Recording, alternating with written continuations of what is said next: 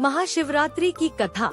हिरणी की सत्यनिष्ठा की यह कहानी आपको रुला देगी। एक बार पार्वती ने भगवान शिवशंकर से पूछा, ऐसा कौन सा श्रेष्ठ तथा सरल व्रत पूजन है जिससे मृत्यु लोक के प्राणी आपकी कृपा सहज ही प्राप्त कर लेते हैं। उत्तर में शिवजी ने पार्वती को शिवरात्रि के व्रत का विधान बताकर यह कथा सुनाई। एक गांव में एक शिकारी रहता था।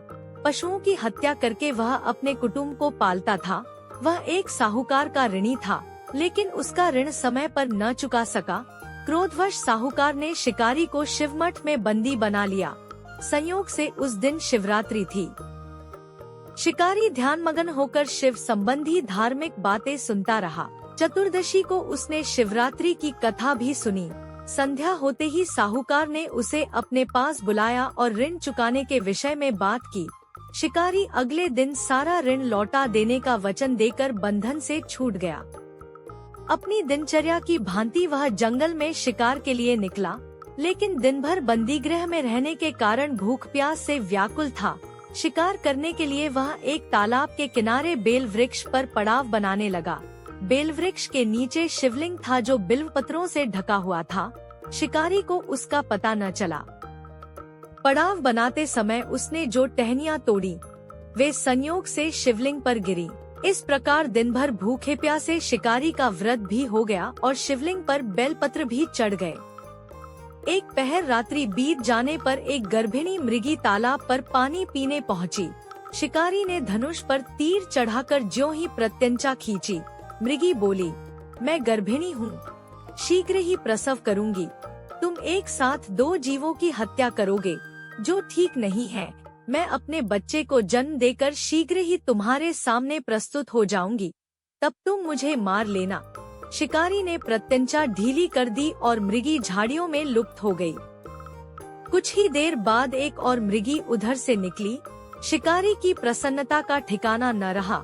समीप आने पर उसने धनुष पर बाण चढ़ाया। तब उसे देख मृगी ने विनम्रतापूर्वक निवेदन किया, हे पारधी, मैं थोड़ी देर पहले ही ऋतु से निवृत्त हुई हूँ।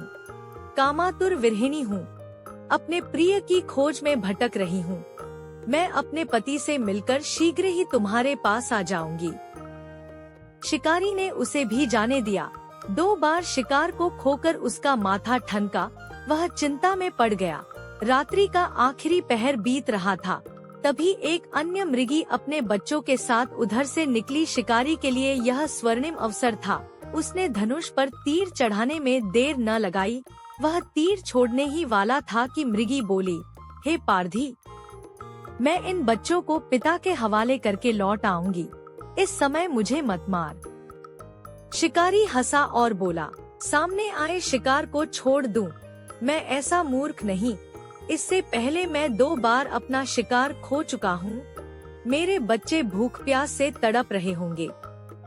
उत्तर में मृगी ने फिर कहा, जैसे तुम्हें अपने बच्चों की ममता सता रही है, ठीक वैसे ही मुझे भी। इसलिए सिर्फ बच्चों के नाम पर मैं थोड़ी देर के लिए जीवन दान मांग रही हूँ। हे पारधी, मेरा विश्वास कर, मैं इन्हें इनके पिता के पास छोड़कर तुरंत लौटने की प्रतिज्ञा करती हूँ। मृगी का दीन स्वर सुनकर शिकारी को उस पर दया आ गई। उसने उस मृगी को भी जाने दिया। शिकार के अभाव में बेलवृक्ष पर बैठा शिकारी बेलपत्र तोड़ तोड़ कर नीचे फेंकता जा रहा था। पाँव फटने को हुई तो एक हष्टपुष्ट मृग उसी रास्ते पर आया। शिकारी ने सोच लिया कि इसका शिकार वह अवश्य करेगा। शिकारी की तनी प्रत्यंचा देखकर मृग विनीत स्वर में बोला, हे पारधी भाई, यदि तुमने मुझसे पूर्व आने वाली 3 मृगियों तथा छोटे छोटे बच्चों को मार डाला है तो मुझे भी मारने में विलंब न करो, ताकि उनके वियोग में मुझे एक क्षण भी दुख न सहना पड़े।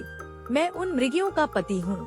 यदि तुमने उन्हें जीवन दान दिया है तो मुझे भी कुछ क्षण जीवन दान देने की कृपा करो। मैं उनसे मिलकर तुम्हारे सामने उपस्थित हो जाऊंगा। मृग की बात सुनते ही शिकारी के सामने पूरी रात का घटनाचक्र घूम गया। उसने सारी कथा मृग को सुना दी। तब मृग ने कहा, मेरी 3 पत्नियां जिस प्रकार प्रतिज्ञाबद्ध होकर गई हैं, मेरी मृत्यु से अपने धर्म का पालन नहीं कर पाएंगी।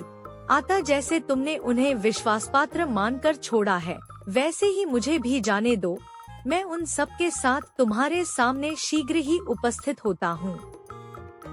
उपवास, रात्रि जागरण तथा शिवलिंग पर बेलपत्र चढ़ाने से शिकारी का हिंसक हृदय निर्मल हो गया था। उसमें भगवत शक्ति का वास हो गया था। धनुष तथा बाण उसके हाथ से सहज ही छूट गए। भगवान शिव की अनुकंपा से उसका हिंसक हृदय कारुणिक भावों से भर गया। वह अपने अतीत के कर्मों को याद करके पश्चाताप की ज्वाला में जलने लगा। थोड़ी ही देर बाद मृग सपरिवार शिकारी के समक्ष उपस्थित हो गया ताकि वह उनका शिकार कर सके, किंतु जंगली पशुओं की ऐसी सत्यता, सात्विकता एवं सामूहिक प्रेम भावना देखकर शिकारी को बड़ी ग्लानि हुई। उसके नेत्रों से आंसुओं की झड़ी लग गई। उस मृग परिवार को न मारकर शिकारी ने अपने कठोर हृदय को जीव हिंसा से हटा सदा के लिए कोमल एवं दयालु बना लिया। देवलोक से समस्त देव समाज भी इस घटना को देख रहा था। घटना की परिणति होते ही देवी देवताओं ने पुष्प वर्षा की। तब शिकारी तथा मृग परिवार मोक्ष